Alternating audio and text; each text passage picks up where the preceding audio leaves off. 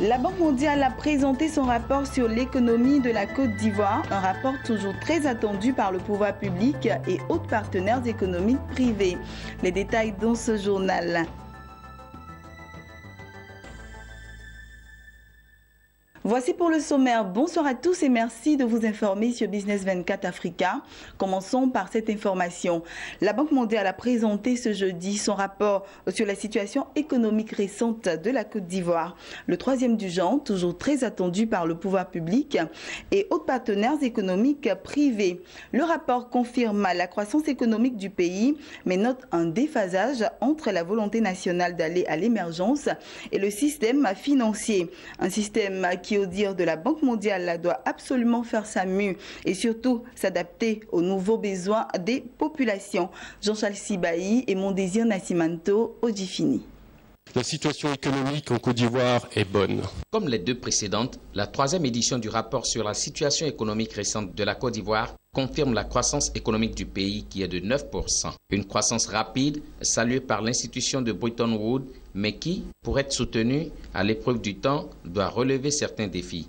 Amélioration de l'environnement des affaires dans le cadre du Doing Business, amélioration de la gouvernance, un plus grand partage des fruits de la croissance, mais surtout, et c'est la spécificité de cette année, la Banque mondiale est formelle. Le secteur financier doit faire sa mue. Les messages clés sont relativement clairs. Le premier, c'est que la croissance économique est toujours au rendez-vous en Côte d'Ivoire, donc une croissance soutenue et rapide, une des meilleures du monde. Le deuxième, c'est que cette croissance n'est pas automatique, elle ne va pas se préserver si une deuxième vague de réformes ne va pas prendre place. Donc ça, c'est le deuxième message. Troisième, c'est qu'une partie des réformes devra s'intéresser au système financier ivoirien qui reste en retard par rapport à de nombreux pays africains et de pays bien sûr émergents. Les conclusions de la Banque mondiale sont donc claires. Les Ivoiriens épargnent leur argent, mais pas dans les banques. La raison, on observe, selon la Banque mondiale, un déphasage entre la volonté nationale d'aller vers l'émergence et le système financier. Pour élargir justement le débat, un panel a réuni les professionnels d'institutions bancaires, scientifiques et jeunes entrepreneurs. Il ressort que le diagnostic de la Banque mondiale est partagé et des pistes de solutions ont été présentées. Pour nous, les startups, les banques, on les évite. J'explique pourquoi. Vous savez, nous sommes des startups. Déjà, même pour définir une startup à un banquier, c'est compliqué. Les startups sont des entreprises qui sont dans l'innovation. Donc, on vient avec des produits qui n'ont jamais été testés. La plupart du temps, c'est des produits qui font leur premier pas sur le marché. Et pour les banquiers, il faut avoir un vécu. Une insuffisance du secteur bancaire. Nous ne sommes pas peut-être adaptés à la population elle-même.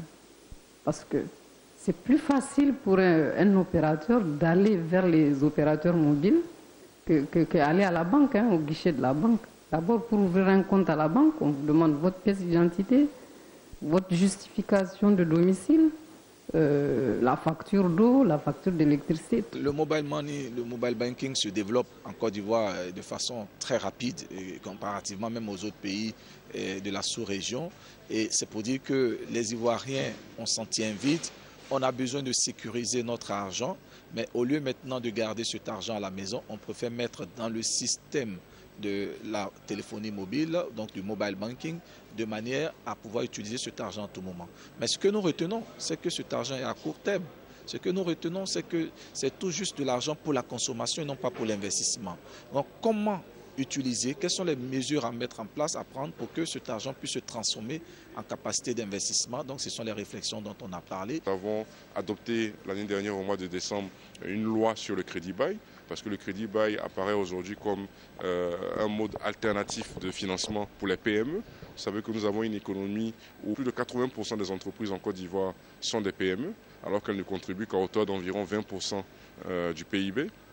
Donc il était important de pouvoir développer l'accès au financement des PME quand on est dans un environnement financier où vous verrez que les banques financent principalement les besoins en fonds de roulement des PME. mais que les PME ont beaucoup de mal à faire financer leurs investissements. Et le crédit bail est justement une alternative à cela. Présent à la présentation du rapport de la Banque mondiale sur la situation économique récente de la Côte d'Ivoire, le Premier ministre ivoirien Daniel Cablin-Duncan a salué la pertinence du rapport et rappelé les actions du gouvernement pour assainir le système financier avant de dire la volonté du gouvernement de les mener jusqu'à aboutir à un secteur financier plus adapté aux besoins des populations. Quant à Pierre Laporte, directeur des opérations Banque mondiale pour la Côte d'Ivoire, il a rappelé l'esprit dans lequel est publié le rapport sur la situation économique récente de la Côte d'Ivoire. Un esprit d'ouverture et de partage. Il s'agit selon lui de construire avec le gouvernement les idées en vue de produire des actions.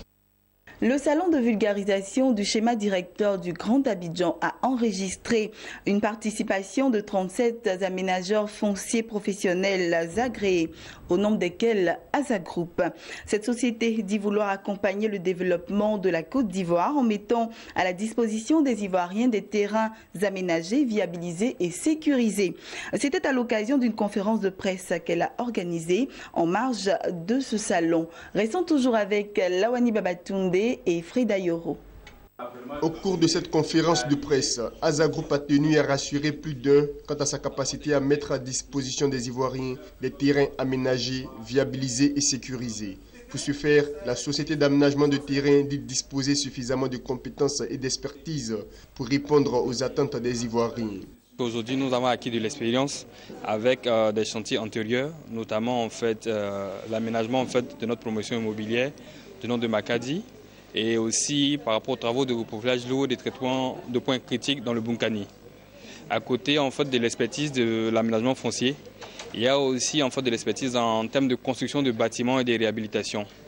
Aussi dans les travaux de VRD, aussi bien au niveau de l'électrification, de l'alimentation en eau potable. Aza Group se veut également une entreprise éco-citoyenne. Elle s'est inscrite dans le développement durable à travers des offres d'aménagement révolutionnaires grâce aux outils innovants et à l'utilisation de ressources naturelles. Un défi qu'elle compte relever avec l'aide de ses partenaires. Aza Group va initier un quartier écologique. Donc, dans ces quartiers, l'éclairage public sera 100% autonome. Ça sera l'éclairage solaire. Et puis, toutes les maisons seront dotées de générateurs autonomes solaires. Et donc, il n'y aura pas d'électricité conventionnelle. Ça sera l'énergie verte, propre, dans l'optique de contribuer à lutter contre les changements climatiques. Nous avons proposé à Aza Group un projet de modernisation de distribution de gaz butane en Côte d'Ivoire, tel qu'il a existé à l'époque avec Gaz de Côte d'Ivoire. Nous venons en fait assurer la relève de Côte d'Ivoire avec des solutions innovantes, pratiques et accessibles pour que, au sein des programmes immobiliers, il y ait la disponibilité d'une énergie propre. Ça va apporter beaucoup de sécurité, ça va apporter beaucoup de confort, ça va apporter beaucoup d'autonomie surtout, puisque aujourd'hui, à partir du moment où vous avez le gaz en compteur, vous rechargez votre carte et non plus votre bouteille. Aza Group existe depuis plus de 10 ans et s'est spécialisé dans l'aménagement de foncier, dans le BTP, dans la promotion immobilière et la présentation de services. Voilà, toute autre chose à présent, cette information en bref et en images. Après bientôt 2 décennies de croissance ininterrompue favorisée par le boom économique enregistré dans la région, l'industrie des assurances en Afrique subsaharienne risque de subir de plein fouet les contre-coups de plusieurs chocs conjoncturels, dont la chute des cours des matières premières et les incertitudes politiques liées aux élections prévues dans pas moins de 15 pays du continent, selon un rapport publié par l'agence de notation AM Best. L'agence de notation rappelle que la croissance du PIB de l'Afrique subsaharienne a ralenti de 3% en 2015 contre 4,5% l'année 2014 et une moyenne de 6,8% enregistrée entre 2008 et 2013. Voilà, c'était le journal de la rédaction. Je vous souhaite une excellente suite de programmes sur Business 24 Africa, la chaîne de l'économie.